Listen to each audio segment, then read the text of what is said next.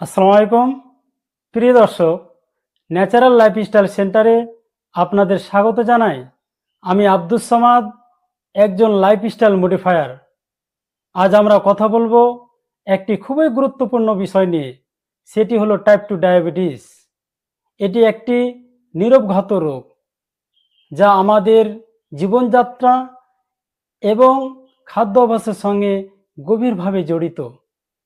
আজ আমরা জানব টাইপ 2 ডায়াবেটিস কি, কেন হয়, এর লক্ষণগুলো কি কি, এবং সবচেয়ে গুরুত্বপূর্ণ কথা হলো এটি আমরা কিভাবে প্রাকৃতিক উপায়ে নিয়ন্ত্রণ করতে পারবো। তাই শেষ পর্যন্ত ভিডিওটি দেখতে থাকুন।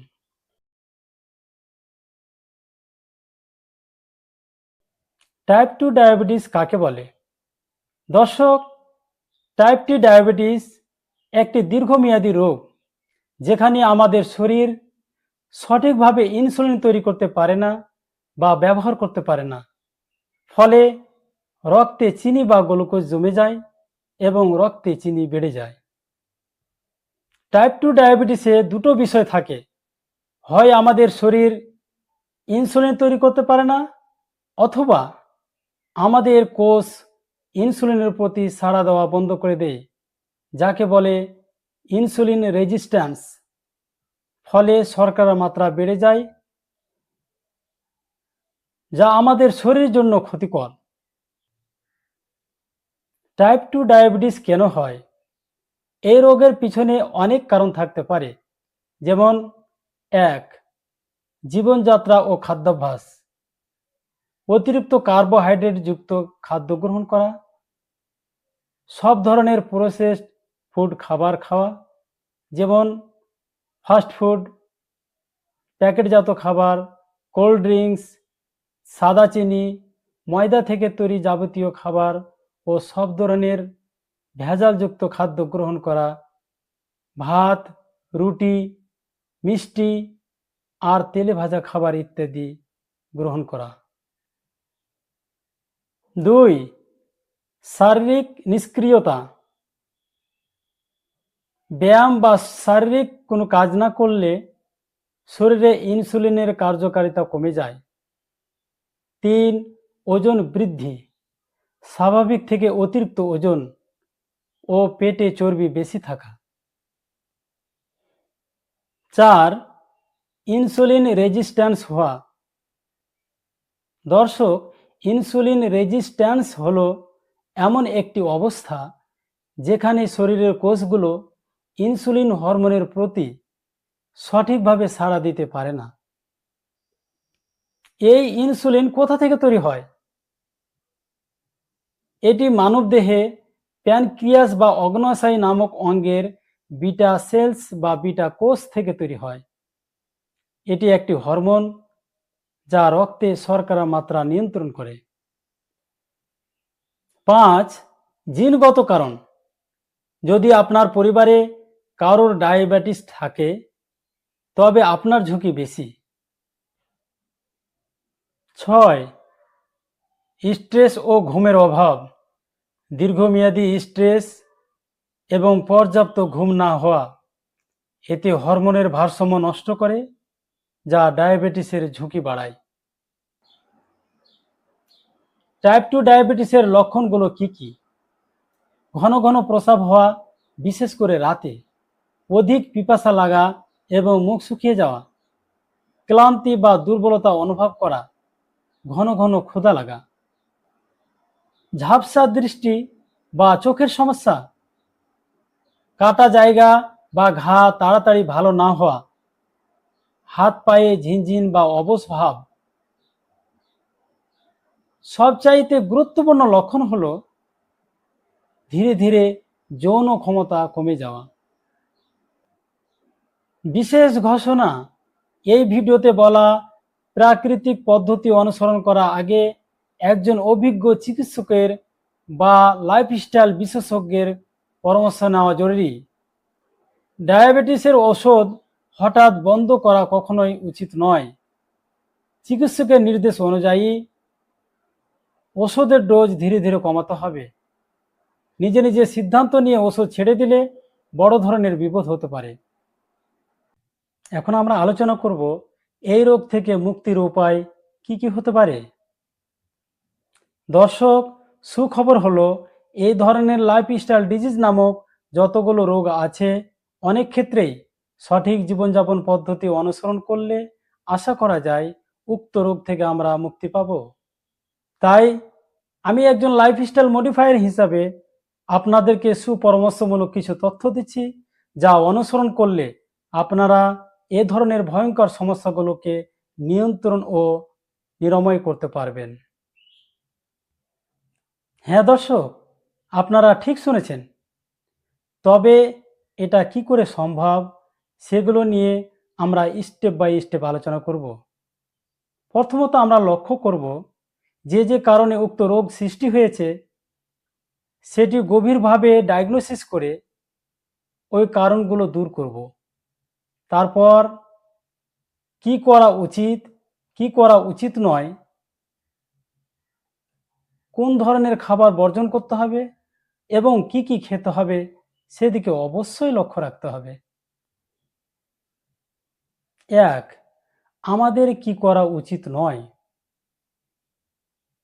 রাতের খাবার দেরিতে খাওয়া, বেশি বেশি রাত জাগা, কারণে অকারণে টেনশন করা, বিভিন্ন কারণে অন্যের পেছনে লাগা, মনের মধ্যে রাগ, হিংসা, কুমন্ত্রণা ও ষড়যন্ত্র ইত্যাদি পোষণ করা,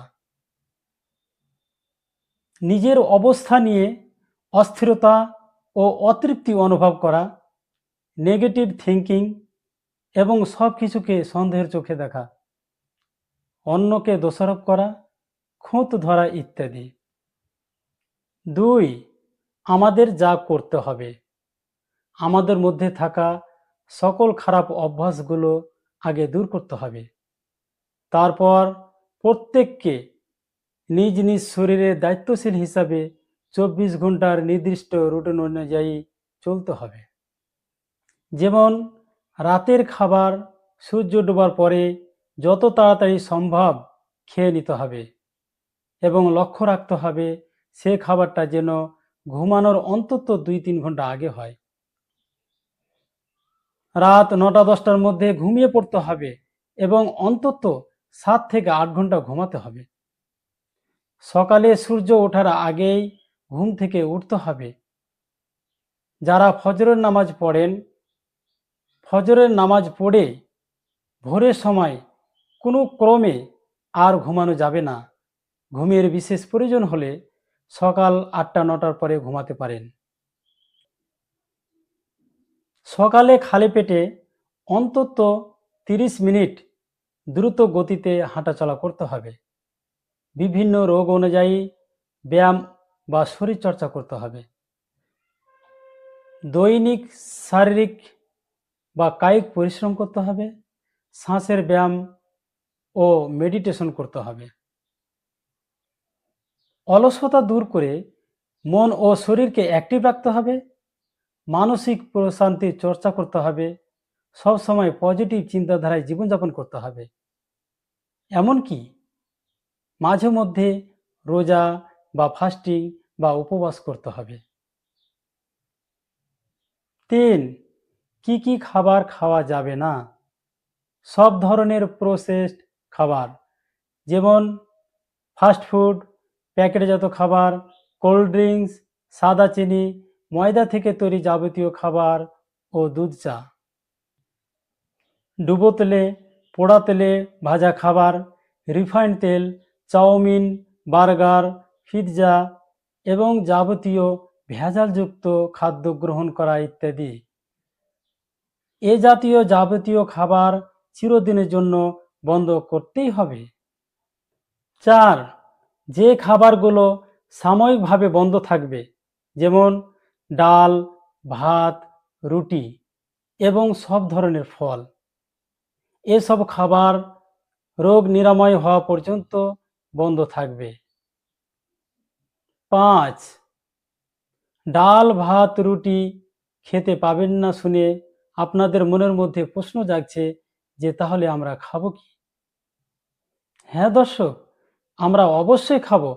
তবে এমন কিছু খাবার খাবো যা আমাদের শুধু এই রোগ নয়, বরং এই খাবারগুলোর মাধ্যমে আরও অনেক রোগ নিরাময় করা সম্ভব। যেমন ভাত রুটির পরিবর্তে পর্যাপ্ত পরিমাণে বিভিন্ন কালারের শাকসবজি, তার সঙ্গে মাছ, মাংস, ডিম, তবে তা অবশ্যই দেশি ও ভালো মানের হতে হবে।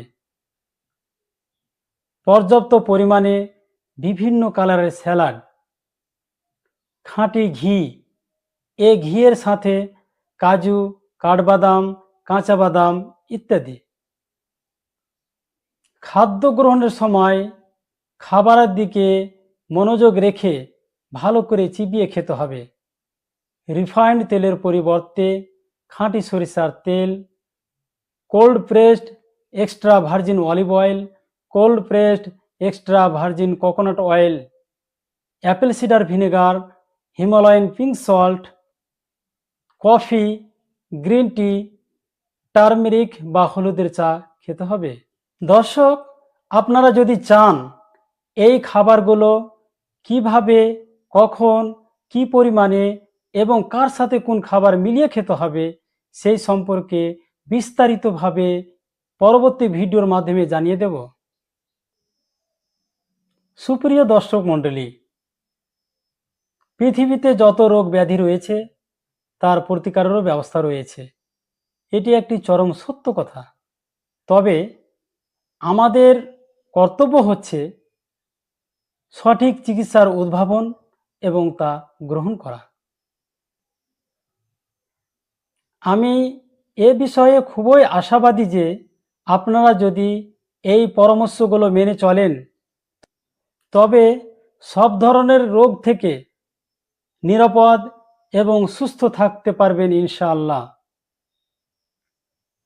সকলের সুস্বাস্থ্য কামনা করে আজকের মতো এখানেই শেষ করছি।